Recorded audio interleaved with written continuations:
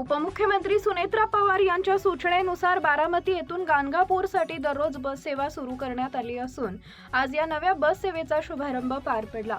भाविक नागरिक आणि प्रवाशांसाठी ही सेवा मोठी दिलासादायक ठरणार असून बारामती आगाराच्या या उपक्रमाचं सर्व स्तरातून स्वागत होत आहे। गाणगापूर हे दत्त भक्तांचे महत्त्वाचे तीर्थक्षेत्र मानलं जातं। बारामतीसह परिसरातील अनेक भाविकांना दर्शनासाठी वारंवार गाणगापूरला जावं लागतं। मात्र थेट आणि नियमित प्रवासाची सुविधा नसल्यानं नागरिकांना अनेक अडचणींचा सामना करावा लागत होता। ही गरज ओळखून उपमुख्यमंत्री सुनेत्रा पवार यांनी बारामतीहून थेट दररोज बस सेवा सुरू करण्याच्या सूचना दिल्या होत्या। त्या सूचनेची तातडीनं अंमलबजावणी करत बारामती आगारातून आजपासून ही सेवा सुरू केली।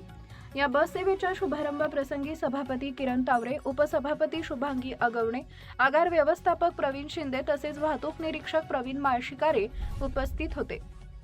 यावेळी मान्यवरांनी बसचं पूजन करून श्रीफळ वाढवत सेवेचा शुभारंभ केला।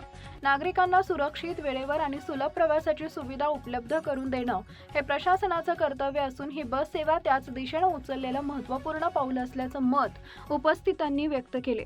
बारामतीहून गाणगापूरला जाणाऱ्या भाविकांसाठी ही सेवा विशेष लाभदायक ठरणार असून प्रवासाचा वेळ, खर्च आणि त्रास मोठ्या प्रमाणात कमी होणार आहे। धार्मिक पर्यटनाला चालना मिळण्याबरोबरच ग्रामीण भागातील प्रवाशांनाही या सेवेमुळे मोठा फायदा होणार आहे। बारामती आगारानं सुरू केलेली ही नवी बस सेवा भाविकांसाठी श्रद्धेचा आणि सोयीचा नवा मार्ग ठरणार असल्याची भावना नागरिकांनी व्यक्त केली आहे।